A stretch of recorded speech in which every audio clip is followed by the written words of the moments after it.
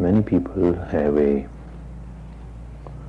notion about enlightenment as something that happens suddenly,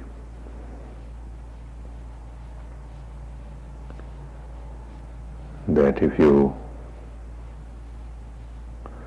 try to meditate hard enough,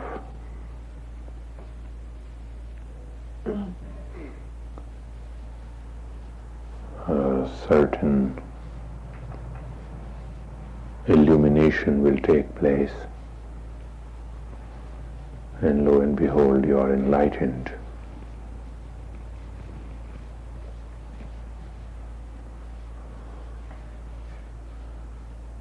Enlightenment is a paradox. It is within the reach of all, but very few people reach for it.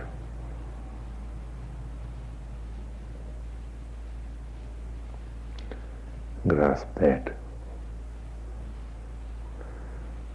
Buddhahood, Christ consciousness,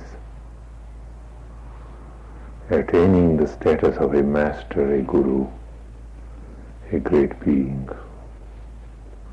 is within the reach of all, but very few people reach for it. Many people think that they have reached for it. They have made a commitment to go in that direction.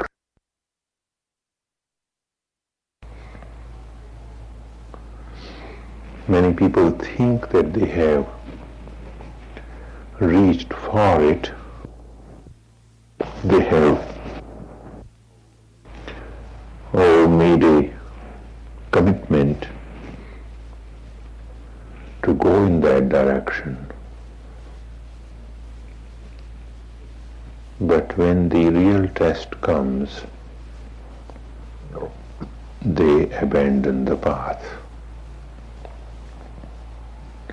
They try some other highway, some other byway,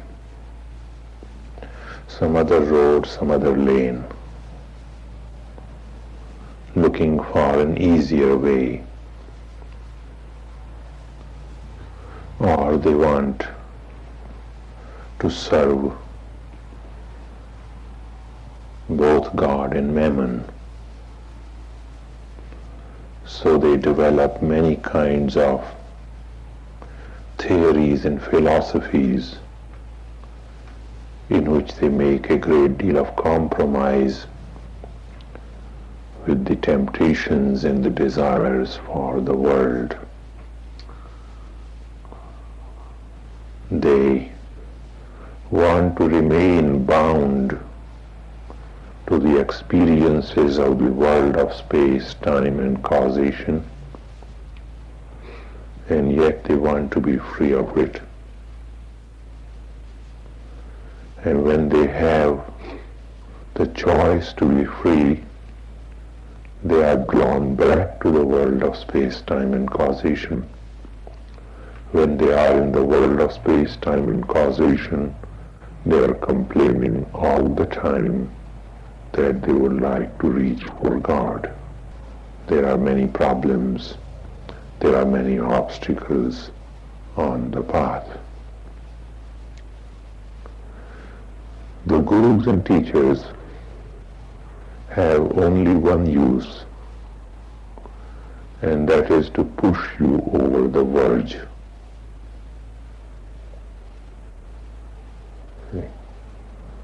Push you over the verge, that you're sitting on the fence. Until you are sitting on the fence, there is not much that any guru, any teacher can do for you. He can do one thing. He can add to your sanskaras add to the sum total of your thoughts in the mind new ideas. He can add a certain inclination towards the spiritual and to water it, to make it continuously grow until you reach a point of conflict. And that conflict is essential.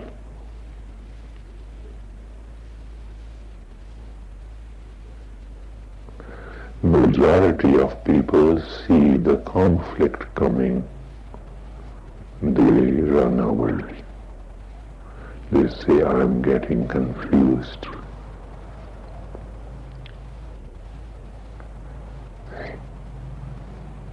You must come to a point where there is before you a choice that here I stand and I have to choose between God and the world. I have to choose between jealousy and generosity. I have to choose between anger and calm. I have to choose between possession and renunciation.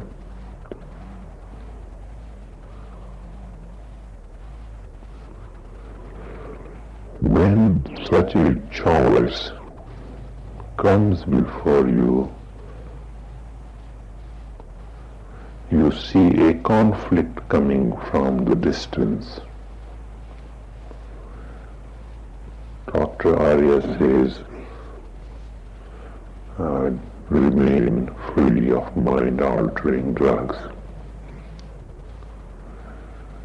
I every now and then do some social drinking. All my friends are in that kind of company. I can take this man Arya literally and stop that social drinking completely and lose all my friends and gain new friends in the meditative company. Or I can stop going over to the meditation center and enjoy myself. I can meditate every now and then all by myself. I continue keeping my social company and enjoy what I enjoy there and still go to the meditation center. I don't think there is a conflict. There is a problem there. However, if I continue going over to the meditation center for a year or two, I again come to a point of conflict, because all these thoughts that made no sense to me in the beginning are now beginning to make sense, and I'm becoming spiritually more sensitive. 2 years ago I chose for a while not to go to the center and keep my drinking company. Then I chose to keep both companies. Now I'm reaching a point which is somewhat difficult for me, because I've become more sensitive and I can no longer enjoy all that beef. And I can no longer enjoy all that loud talk.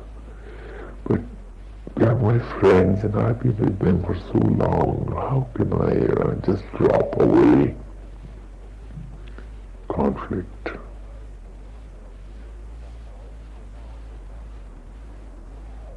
That conflict is the soil of progress.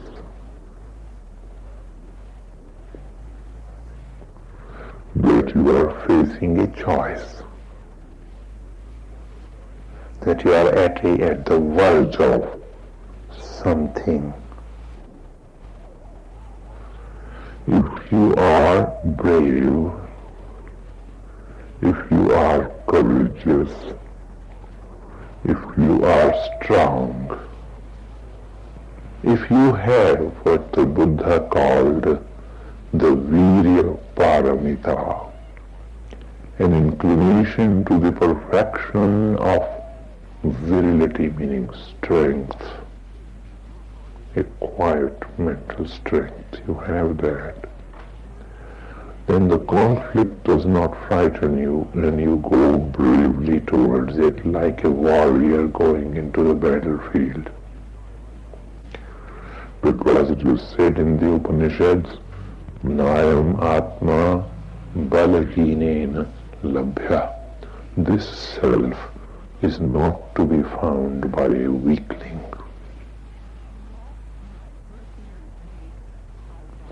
One who faces a conflict coming and turns away from it because he is afraid, he is a weakling.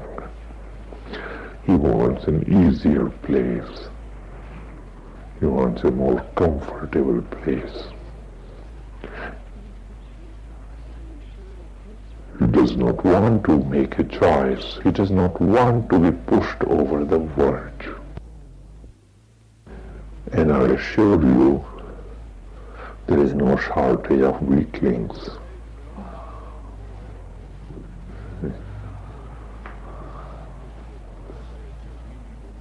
Now, when you have done this many times in your life, your strength grows. Do not think that if you have solved one spiritual problem, if you have solved the problem, the conflict about one particular choice, you have solved it forever. No, you have not. You have gotten over the hump. You have jumped over one obstacle and you are feeling mighty nice about it. You're feeling very good about yourself. I made it. At that time it looked very difficult, but yes, things are falling in place again. Now I have no conflict. What seemed like a very difficult choice, well, now that I have made it, it does not seem to be so difficult. You have that experience in life. Shall I marry this girl? Shall I marry that girl? Shall I marry that boy? Shall I marry that boy? Very difficult choice. But after you've made it, you take it for granted. It's no longer difficult. Look back to the decisions you have made, you have had to make in life. There are many people who cannot make decisions, they procrastinate. They never make a decision in life and go nowhere. Their growth stops right there. Only a courageous person faces a choice and cherishes the sight of a conflict over in the distance. And walks towards it Every now and then he rests, every now and then he holds back, every now and then he lingers. But he picks himself up and goes on. This is the sign of progress.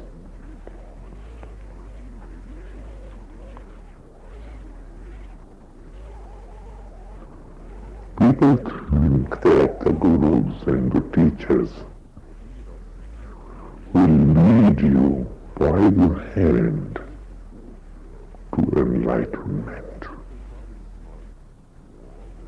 That they would save you from situations of conflict. No, they will push you into situations of conflict.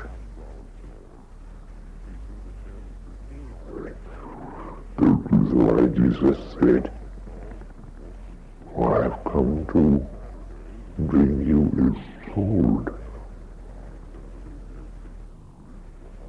What is that sword?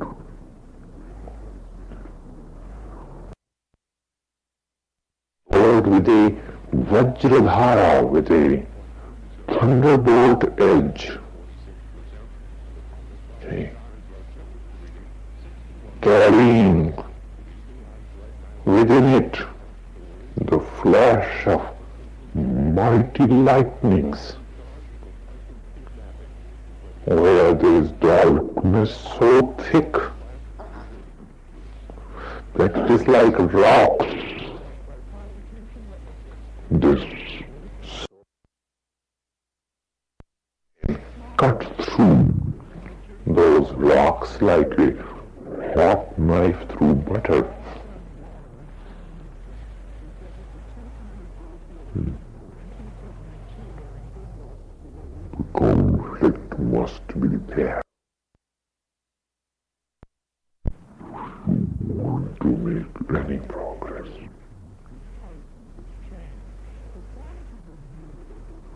And if you have left one conflict behind, as you have, then cherish the thought of the next conflict coming.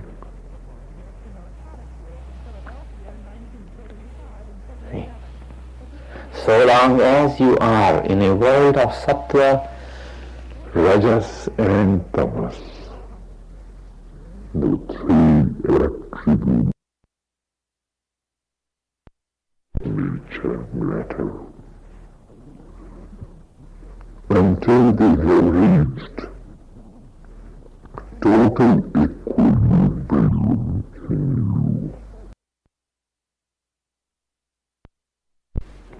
The conflict in your mind among the tendencies that are sattvic, rajasic, or tamasic will continue. Whether it is on a downward path or it is on an upward path, that is the first choice you have to make.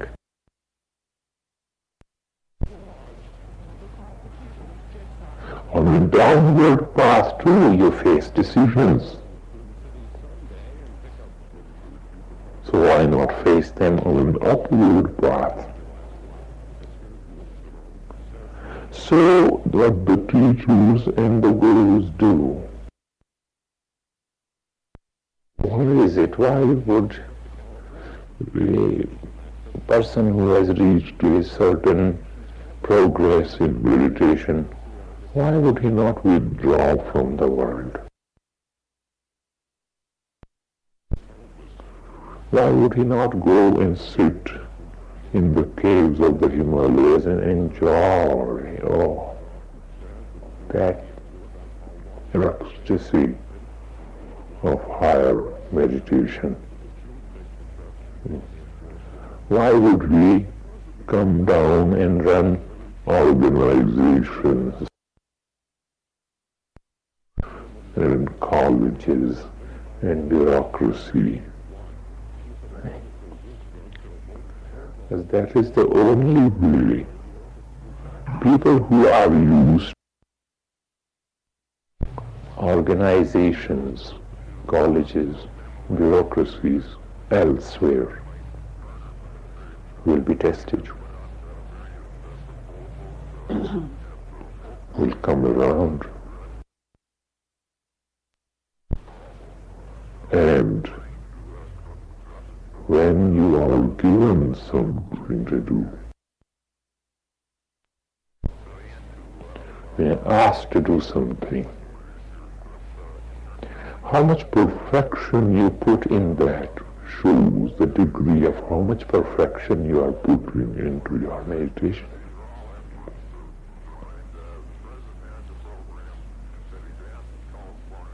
How picky you are about ordinary small things and ordinary small tasks will show you how picky you are about the kind of thoughts you think in your mind, the kinds of thoughts you for yourself.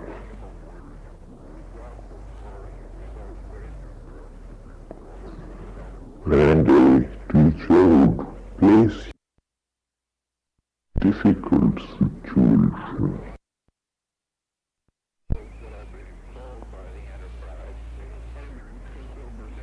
and not say anything, then you should understand that now you must get out of that difficult situation by your own power and come out triumphant.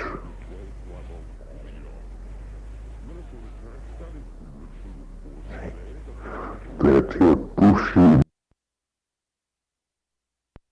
conflict out of that conflict. Having attained samadhana, harmony, and a sweet thought about that conflict that you went through.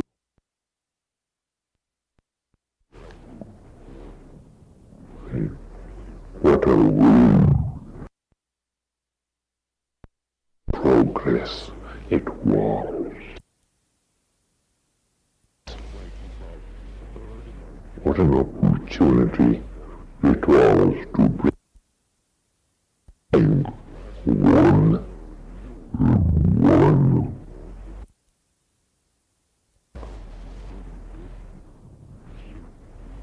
that were in conflict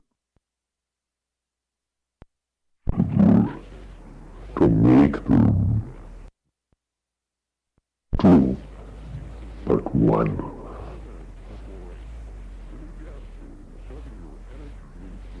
Understand? In a situation of conflict, a choice between one. At times they think the process of an escape is the process of getting somewhere, going somewhere, reaching, growing. That is not always so. To be ruthless with oneself in this process of discrimination and constantly examining oneself. Is this an escape? Or is this something I'm creating anew? Am I stable or am I stagnant?